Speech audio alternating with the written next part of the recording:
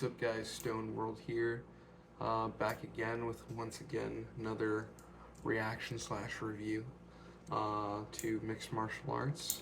We have Dana White's Contender series, guys. I believe it's season 10, like week 3, and main event was Bellamir versus Alex Apodaca. And this one, of course, I had to keep my eyes on. Bellamir, being the daughter of Frank Mir. Everybody's eyes are just on her a little bit, right? So I thought I'd give my two-piece on her Dana White's Contender Series debut. So, of course, before this, Bellamir's she's 23 years old.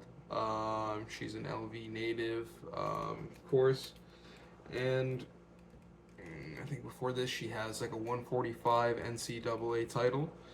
I know she's 3-0 in the UFC BJJ. I believe she darsed some girl, some Maria girl, Maria Joya. I think she darsed her.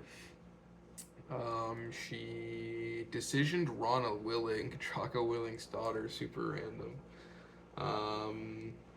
And she rematched Rana and won another decision. Watching those ones, I saw that those UFC BJJ matches against Rana. Rana's like a very standard. She knows how to play like the most basic jiu-jitsu like offensive system, but her main choice is to play leg locks and to play guard. Seated guard, basically leading into leg locks, and Bella was having a lot of trouble in both matches. If you were just ranking those matches based on who did more jiu-jitsu movements and who did more jiu-jitsu transitions, etc., then Rana won the match. Bella plays a very American freestyle, top-heavy game. I think it was fine. The decisions were fine. She's 3-0 in the UFC BJJ coming into this match. I know she's the youngest she's the youngest and only collegiate athlete to have an NIL deal with the UFC. So that is name, image, and likeness. So that means that basically they're doing business with you is what that means once you actually sign that. So it's Bellamir is very this is one of Dana's favorites. Dana went out and said this about her. Like for you personally, having to watch Bellamir fight tonight, I know you said that you've never been biased before, but tonight you struggled a little bit. What was it like? I didn't struggle a little bit at all. I mean, I was extremely biased coming into tonight. I've been close to her for over 4 years. 4 years ago she came to me and wanted to sort of map out her future. I'm the one that talked her into going to college. And so what more do we need to say after that? Alex Apodaca, there's not really too much about her. Her biggest accomplishments have really come from the result of this fight. She's 32 as opposed to Bella, who's 23. She was 3-1 coming into this matchup. Now she's 4-1. Bella was, of course, I believe she was 4-0. Now she's 4-1. So they have the same record there, now tied. For this matchup, I knew that the reach was probably going to be a big factor if Bella couldn't get in and put Alex away immediately. I wondered whether her wrestling was going to be... I thought, looking at her BJJ matches, I thought that her grappling was very much going to transition well to MMA. What this match showed me was that when she's tired and she's truly gassed, which she was by the end of round 1, she will just play American freestyle wrestling. She won't play the smartest move based on the rule set. And you'll know why later in this fight. Alex, I believe, Bella's got a 63 range, and Alex has got a 73 range. So she's got quite a reach advantage over Bella. Probably helped her out on her local fucking spat. In the first round, They're both jabbing, trying to keep range. Bella seems like she's just jumping back and forth. She's moving at a higher BPM, right? Like, so she's able to get in. She hits Alex with a few stiff ones. They're measuring the distance. Alex fires a body kick. Bella tanks it but catches it.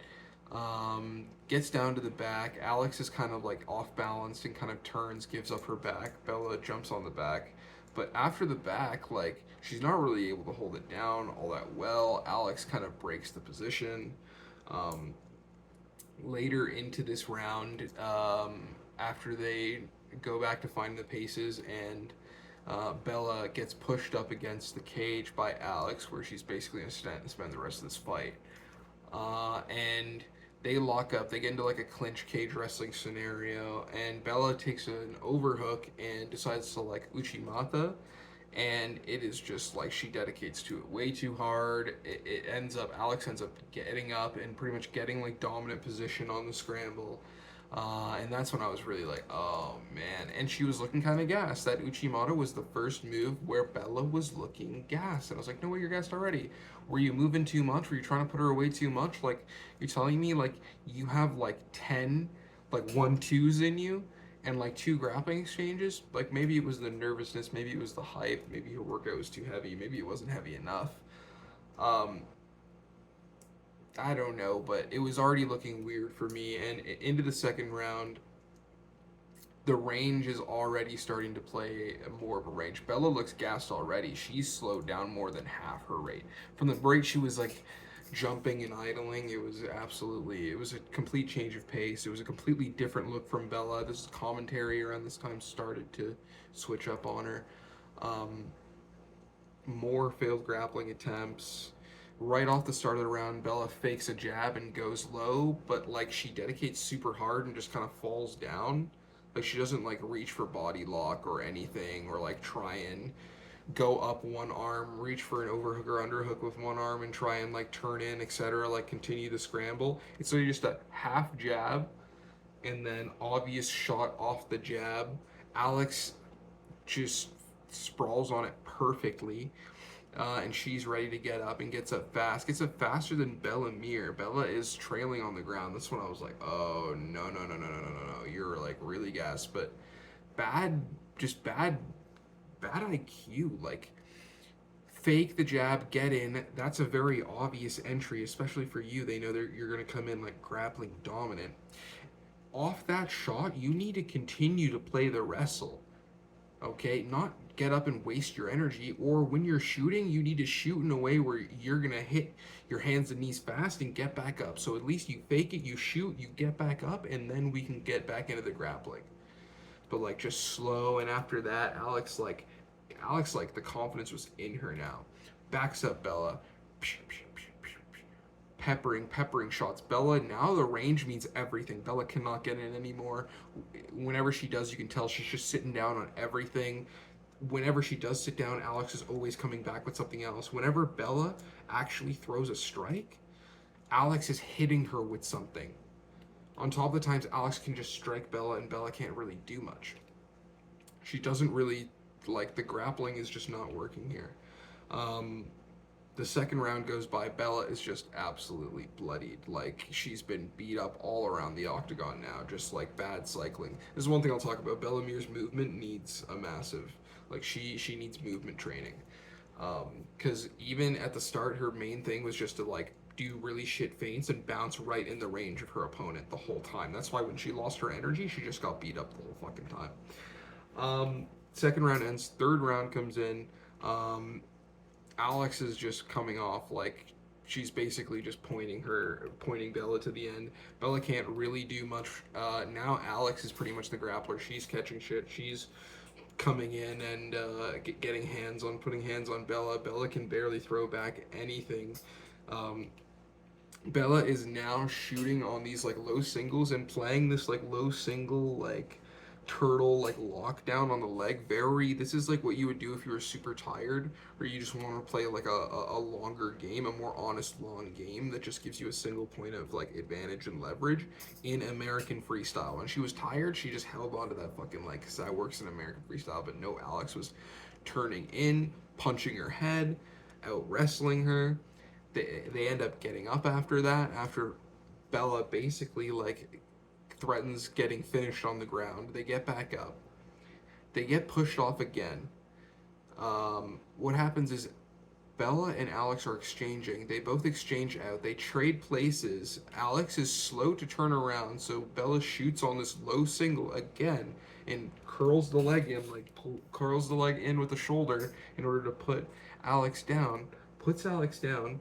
Alex is actually slow here. Bella actually just wakes up, gets energy. It's like all of a sudden she gets up like she was getting up from round one and gets to Alex's back. As soon as she gets to Alex's back, I'm like, what the fuck are you gonna do? You have no cardio. You could not hold her when you had more energy and you were less beat up. No way she's gonna hand fight for this rear naked. And when she's just sitting on Alex's back, Alex is like she knows she's cooked. Bella's just looking blankly like, oh shit, I'm gonna lose. Like, I would have been banging from that seated position. Like, I don't know. Bella was like, this was like a real stress test. This was a real stress test for Bella, and I feel like she's gonna come back stronger. You never know, but I feel like she's gonna come back stronger from this. I feel like this was exactly what she needed. When I was looking at Frank and her coach in the corner, and like they were just talking and everything, and like I feel like they were like waiting for this. They weren't even tripping. They weren't even tripping that hard. They were like, yeah, beat up. You got beat up. All this, your daddy Dana's favorite. Listen, she's gonna get into the UFC. She's gonna string together some wins. She's gonna get herself a shot at the UFC. Unless something anomalous happens and the UFC just evades her forever, she's gonna get into the UFC. She's one of Daddy Dana's favorites. Literally, this is one of the only cases, like, the Daddy Dana literally exists for her. Like, she is the prime, maybe the first example of true Daddy Dana. The rest of it is just booking. Bella Mir and Dana White relationship is Daddy Dana. That is what that is. So shout out to Alex. Obviously, she won a UFC contract off this performance. She also now has the biggest betting upset in Dana White's Contender Series history. So shout out to her, man. She really came up here. I know her family in Texas is going to be really, really happy about that, and her team in Denver is going to be absolutely psyched. That was a great fight. Yeah, I know that Dana White's Contender Series fan base is obviously they're like more veteran. They're like probably not what you would consider casual audience. Like UFC is the most casual MMA, but Dana White's Contender Series is already so like into the sport. You already care so much and you know so much that it's like you're no longer a casual if you're watching Dana White's Contender Series, especially if you're attending Dana White's Contender Series events. So the crowd was like, bro, if this was on the prelims of a numbered UFC card, nobody would give a fuck. Nobody would even be in the crowd. But because this is the main event of Contender White's Dana Series, this match got all the attention that it deserved. The crowd, the emotions were up and were down. It was awesome, and I love Dana White's Contender Series. It reminds me of my favorite time in UFC, COVID era. Okay, all the drawbacks of COVID era, sure, but the fact that you could hear every whap, every boom. You can hear the coaches. I love to hear the coaches. I love to hear the staff. Sometimes they just talk a little loud. That's fucking cool. Like, anyways, Dana White's Contender Series, you could hear Bella's corner, you could hear Alex's corner, you could hear random guys in the commission walking around the octagon. Like, it was loud, but it wasn't so loud you couldn't hear the corner, and I fucking love that. I love to hear the corner, guys. I love to hear the corners. We were, like, what a serene and tailored and artistic experience COVID UFC was. Now, I'm a big pro wrestling fan, and pro wrestling, like no people gates, all that shit, that was less fun. That was less fun. It was more fun in the East than it was in the West because the East was like faster to just evolve with the gimmick. The West struggled more. We got like shit like Thunderdome. Thunderdome was kind of just a meme. Like it eventually grew on people as a meme. It's like it's just something that became cool because people like to make fun of it. But like pro wrestling, hey, some of those pro wrestling matches were fucking good. But it wasn't the same. It was diminished by COVID. It was diminished. But some wrestlers gained some very necessary skills during that time period. UFC fights, that was peak. That was art. That was like those crazy Russian and Korean leagues that you see that have like the Russian league where it's all burlap sack and it's fucking like MMA. It's like least. It's like it's not no holds barred, but it's definitely least holds barred. And there's also fucking like the Korean one. I know you guys have seen the clips because you guys are heads. Like the Korean MMA where they have the steel, like the old steel, like fencing, like the gates, the railings to keep out like the audience. And when the guys get close to the edge of the stage, two guys literally just carrying the floating gates like come up and block them in and everything. So like literally the pressuring, you're literally pressuring on a guy that's holding a steel gate on you. Like that's just fucking hard. And the UFC at that time was doing something different. And Dana White's Contender Series is fun. Don't expect me to watch the rest of this. I ain't like. When there's interesting matchups, I'll always peep. I'll always keep an eye on. But like, don't expect me to come back next week with some crazy Dana White's Contender Series show. I may mention it if there's a crazy match. I may give a fucking reaction for it, but don't expect anything going forward, especially not that Ultimate Fighter shit. Not at this point. Anyways, guys, like and subscribe, leave a comment down below. This was just late night research. I'm literally like going through, I'm not sure if you guys can see back here, but I lacked on the UFC BJJ as of the past like 2 events. So yeah, I gotta get caught up on that. So will you guys see a review for that stuff? I don't know. I know Mason Fowler wants Nikki Rod, so we'll definitely get a video on that one. I'm not sure if J-Rod returned recently or he's booked for an upcoming match. We'll definitely review the J-Rod card.